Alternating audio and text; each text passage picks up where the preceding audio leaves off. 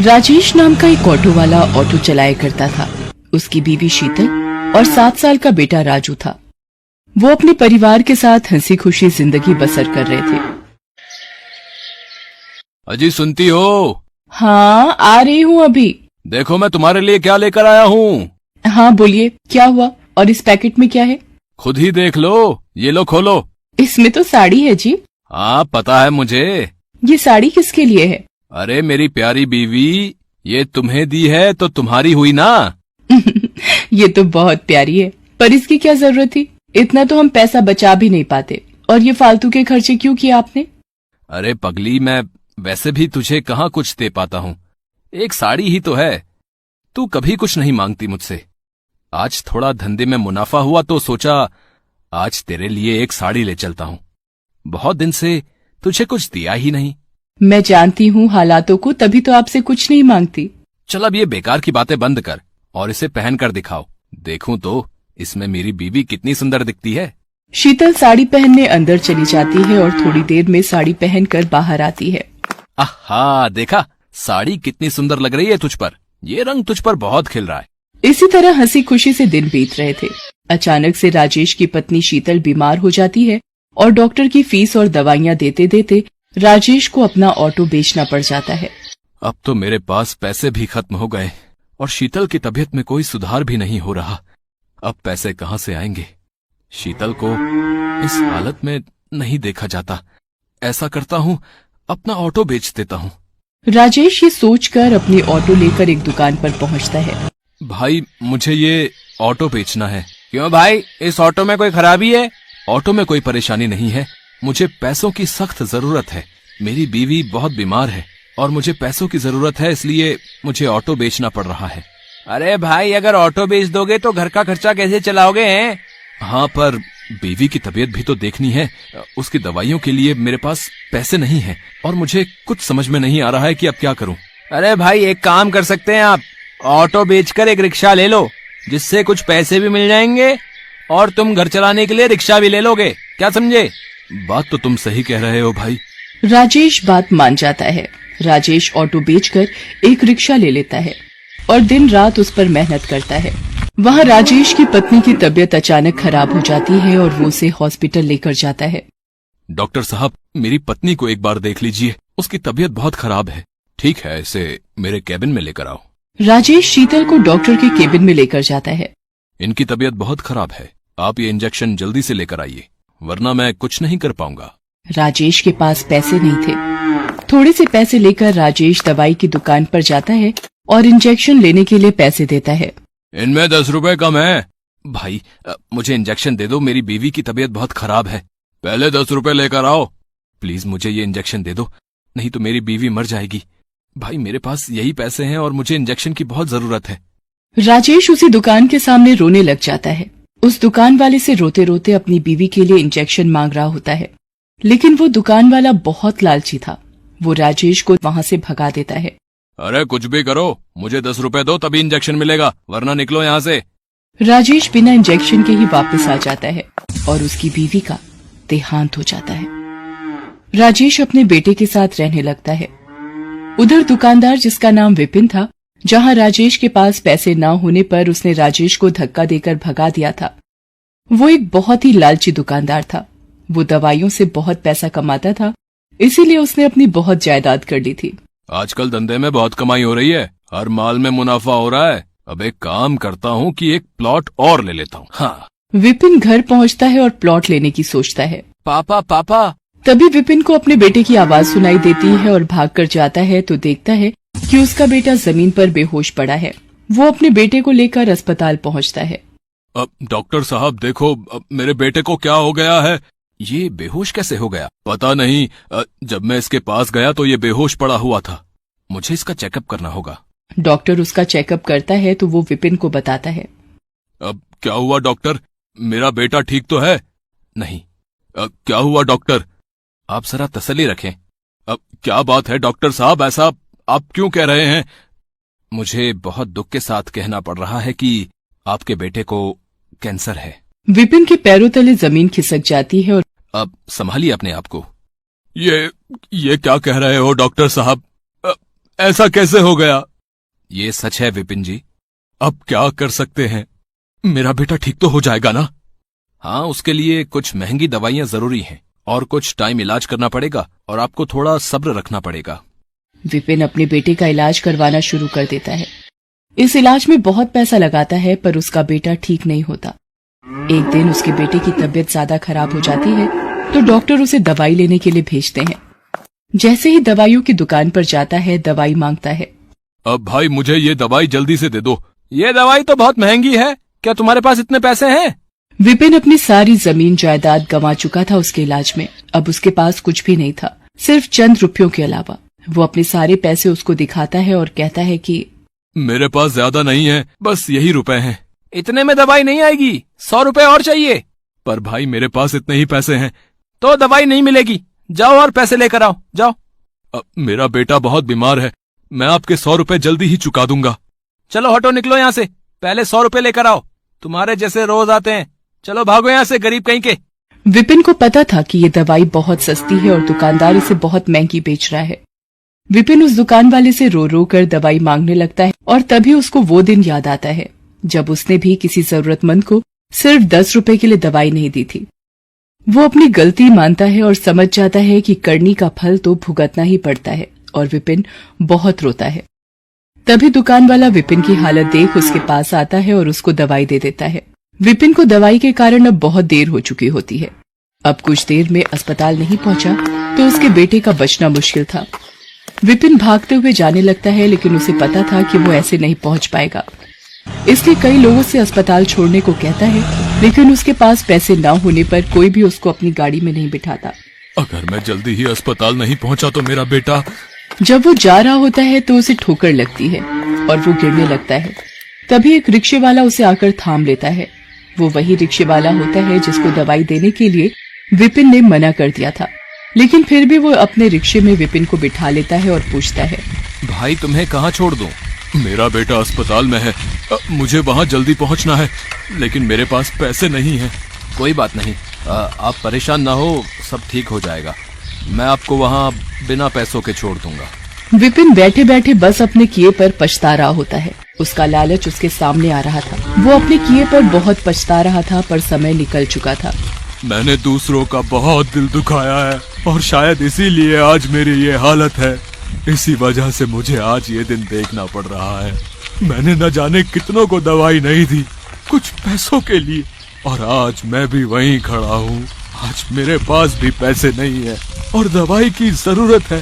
सबको ऐसा ही महसूस होता होगा जैसा कि मैं लाचार महसूस कर रहा था। विपिन हॉस्पिटल पहुंचता है और वहां जाकर दवाई डॉक्टर को दे देता है। वहां उसके बेटे की तबीयत और खराब हो रही होती है। ये सब उससे देखा नहीं जाता और उसकी आंखों से आंसुओं की धारा निकल पड़ती है। तभी उसको भगवान की मूर्ति दिखाई पड़ती है।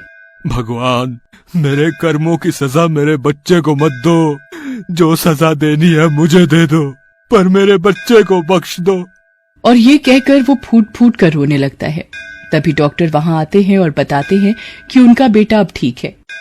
विपिन राहत की सांस लेता है और उसके कुछ समय बाद विपिन का बेटा ठीक होकर घर आ जाता है।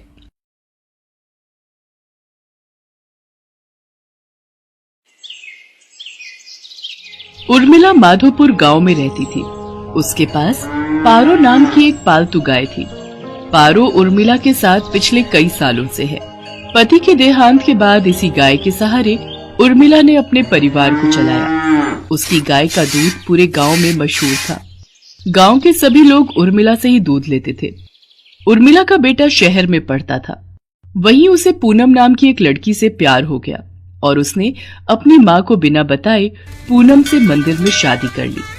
आज वो गांव वापस आने वाला था। उर्मिला बहन, 2 किलो कर देना दूध। 1.5 किलो मुझे भी देना। क्या बात है उर्मिला बहन, आज तो तुम बड़ी खुश दिखाई दे रही हो।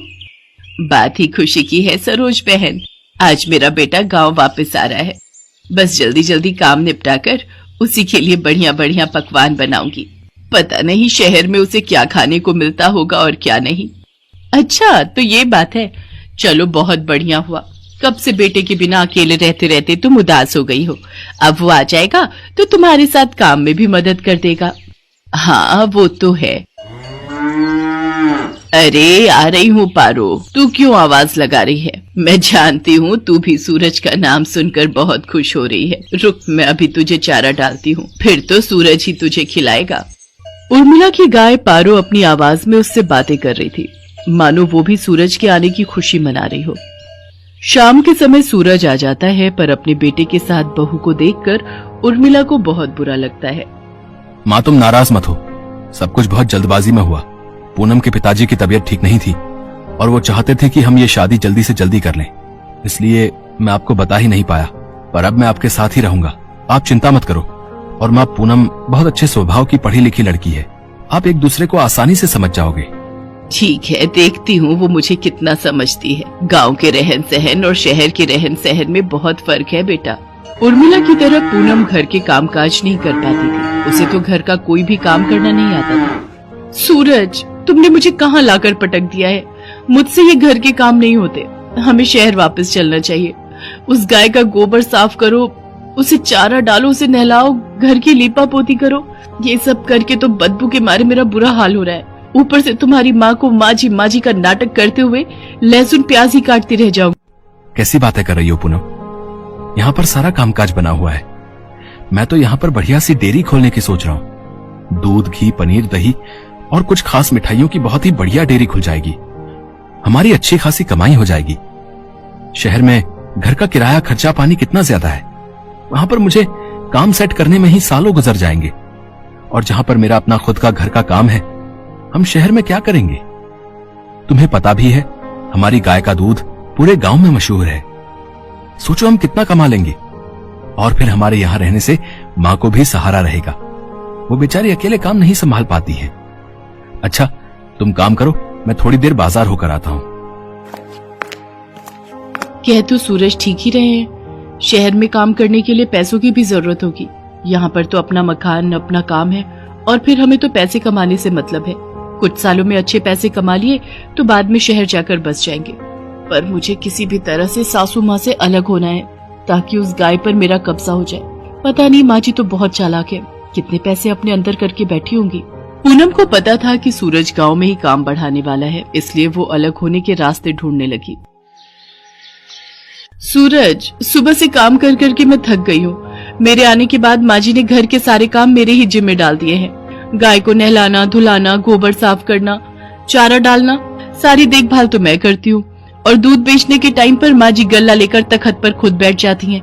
ऐसे थोड़ी होता है। मैं अब और बर्दाश्त नहीं कर सकती। जब मैं इतना काम कर रही हूँ तो फिर मैं अलग ही रहूंगी। मुझे माँ जी के साथ नहीं रहना। और हाँ, उस गाय पर मेरा हक है, मुझे तो बस बंटवारा चाहिए, गाय का बंटवारा। पूनम इतनी जोर जोर से चिल्लाकर ये बात कह रही थी कि उसकी बात उर्मिला के साथ साथ पड़ोसियों ने भी सुन ली और सब वहाँ आ गए। बहू, बंटवारा? वो भी मेरी पारो का? मेरे जीते जी ऐसा कभी नहीं होगा। और तुम जानती ही क्या हो पारो के बारे में? उसे मैंने बहुत प्यार से पाला है, उसकी देखभाल की है। तुम मेरी पारो को एक दिन भी रख कर तो दिखाओ, वो तुम्हारे साथ एक दिन भी नहीं रहेगी। हाँ हाँ, इस गाय की देखभाल मैं कर लूंगी, आप उसकी चिंता मत करो। पर एक शर्त है, आप बीच में दखलंदाजी नहीं करोगी। मैं जैसी मर्जी गाय की देखभाल करूं, आप उससे दूर रहोगी। सूरज, अगर आज बंटवारा नहीं हुआ तो मैं तुम्हें छोड़कर शहर चली जाऊंगी। माँ, अगर पूनम चाहती है तो आप उसे गाय दे क्यों नहीं देती? उसे एक बार कोशिश करने तो दो। कहीं ऐसा ना हो आप दोनों के झगड़े में मेरी शादीशुदा जिंदगी खराब हो जाए। सूरज बेटा, एक माँ कभी नहीं चाहती कि उसके बच्चों का घर खराब हो। अगर बहू की यही इच्छा है तो आज से मैं अपनी पारो बहू के हवाले करती हूँ।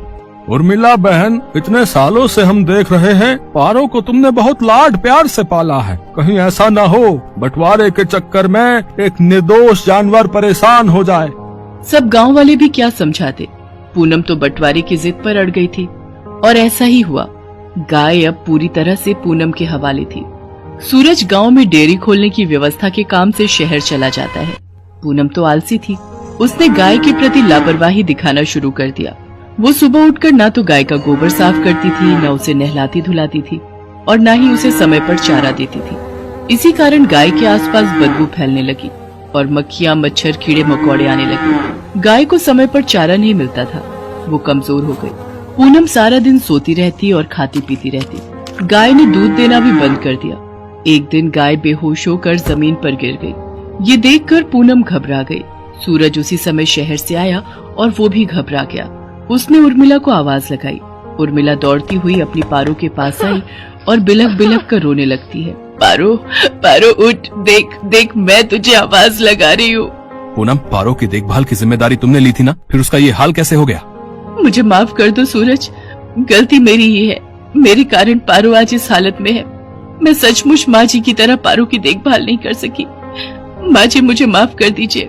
उर्मिला दौड़कर चारे के पास जाती है और चारे को उठाकर पारो के आगे रखती है। पारो को उर्मिला के स्पर्श का एहसास होता है। वो थोड़ा सा हिलती है। ये देखकर सब खुश हो जाते हैं। उर्मिला अपने हाथों से पारो को चारा खिलाती है। पारो खुशी खुशी ढेर सारा चारा खा लेती है, मानो वो कब से उर्मिला के हाथों से ही चारा खाना चाह रही थी। पूनम को अपनी गलती का एहसास हो जाता है और वो उर्मिला से माफी मांगती है। कुछ दिनों में पारो फिर से ठीक हो जाती है। अब सूरज ने भी गांव में एक बड़ी डेयरी खोल ली थी। धीरे धीरे सब कुछ ठीक हो जाता है और दोनों सास बहू मिलकर पारो की देखभाल करने लगती है।